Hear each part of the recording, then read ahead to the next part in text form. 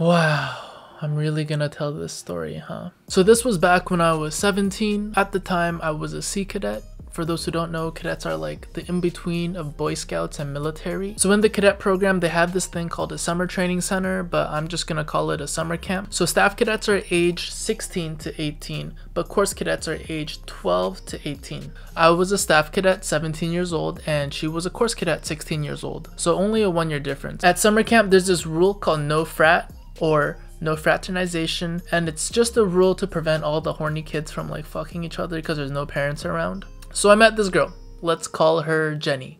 It was after dinner during snack time and all the kids were huddled around a field enjoying their peanut butter jelly sandwiches, and I noticed Jenny. At first I didn't think too much of her, but immediately when I saw her I knew she was a city girl. The way that she talked to older cadets was like, "Oh my god, you have a bone? That is so cool." And the way that she dressed was very city girl like. Normally, cadet outfits are like shorts and a t-shirt, but this girl made shorts and a t-shirt look like a hoe outfit. She would ride up her shorts to make it look like short shorts, and then tie up a scrunchie around her t-shirt to make it look tighter around her waist, which would make her shirt look tighter and her titties look bigger. Anyways, I wanted to talk to her, but I didn't know what to say. So I told her, "Hey, how's your peanut butter jelly sandwich?" And I was so awkward, honestly, but you know, she started talking to me, so got the job done. Fast forward some more, we get a little more comfortable, we're texting each other now, I got her number. And one of the privileges that staff cadets have is that we can order pizza late at night and we can stay out later. But course cadets, they have lights out at around 10 p.m. I think, so they're not allowed out unless they sneak out, which is what I told Jenny. And I'm like, "Hey, I got some pizza. You want a bite?" Me thinking, oh, she's gonna think I'm so cool, I'm bringing her pizza. But little did I know that all the other dudes were also bringing her pizza, but it's okay. So Jenny and I planned to meet up, and I went with another friend, and then Jenny also brought another friend. It was almost like a double date, but once we met up, we split apart, and Jenny and I, we went behind a staircase. Not even like 3 seconds. No, we didn't even touch the pizza. We just went right into making out. And I also discovered that, yeah, her titties were actually big. They didn't just look like that.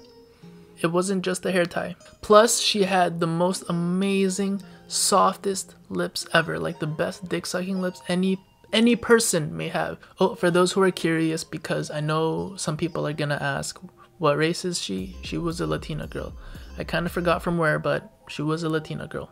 Now, as things kept on escalating, my friend who I came with said, "Kev, yo, the camp regulators are here, they're doing their rounds," which just means they're just going around checking for suspicious activity, which is exactly what we were doing. Now, I'm high-key panicking because if I get caught, I get a written warning and probably I might get sent home, and I didn't want that because I like summer camp. I'm like low-key shitting myself, but Jenny says, "It's okay, I'll go talk to them, you guys just go." She told the regulators that she was looking for a lost earring, and my friend and I, we just ran back to our rooms. Thinking back on it now, she definitely saved my ass back then. After that, Jenny and I, we didn't meet up anymore because it was too risky. However, after summer camp, we're back in Vancouver. I text her, "Hey, how's it going? It's been a while, wanna catch up?" Jenny was down. We met up at a shopping mall in the middle for both of us. So we're walking around the mall, but I couldn't stop thinking about that one time that we hooked up behind the staircase. Like, yo, her lips were so soft, fuck. Like the entire time, my dick felt like Elmer's glue about to bust the cap open. So we're walking around the mall now, and I could tell that she was gonna get bored if this was all we're gonna do. So I said, "Hey Jenny, did you know that the mall, there's like these back walkways where you can go from the food court to the bus stop in like half the time?" Yeah, I was really dumb back then and I didn't know how to entertain females. Actually, no, even today I still don't know how.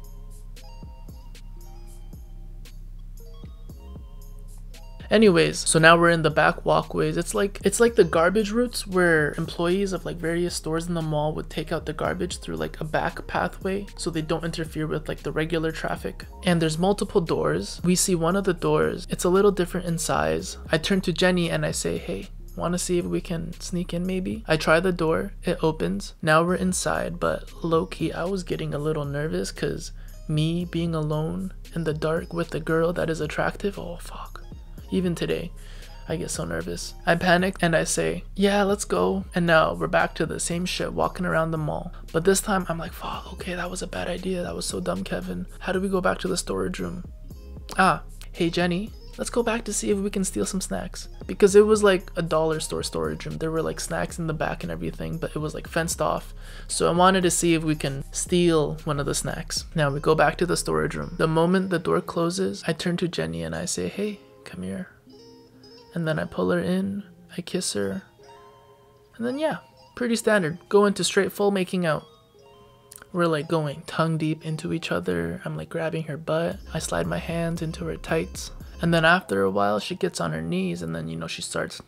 But it was also my first time ever getting head. And oh my God, it was so fucking amazing. If I were to compare it with something, it would probably be like putting your finger in a warm mango pudding where it's all slippery, moist, wet, and just enveloping your finger. And in my head, I'm like, okay, I've already gotten this far, right? So I pull Jenny up and I say, come up for a sec. And then she comes up, I start pulling her tights down, and then she turns to me and says, Kev, what are you doing? Aren't you a virgin? No, not for long. Are you sure? Yeah, I mean, I guess. Okay, as long as you're sure about it. And then we did it in the storage room. We tried it standing up, didn't work out. And then we tried the one where she puts her hands on the wall, bends over a little bit, but I couldn't find where the hole was, so that also didn't work.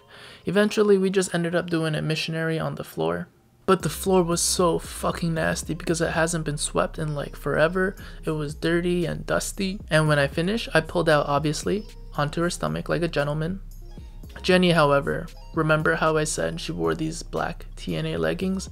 Well, when you get leggings that are black, very dirty, it is so noticeable.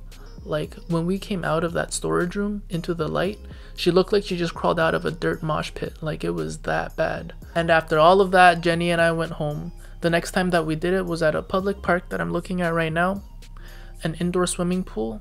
But never at home because I was just so scared that my parents are gonna find out that I talk to girls. After a while, I went on to university. Jenny, she got a boyfriend, and I leave for Korea. I come back from Korea and I find out from another friend, a mutual friend between Jenny and I, that Jenny actually overdosed on fentanyl with her brother.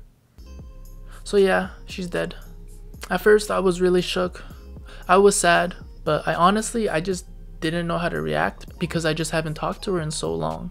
I think after finding out, I was pretty depressed for a while, but now I'm okay, I'm over it. So yeah, I think that's gonna be it for this story. If you got sad towards the end, it's okay, me too. Welcome to my life. I didn't really plan an outro or anything, so if you've watched this far, thanks for watching.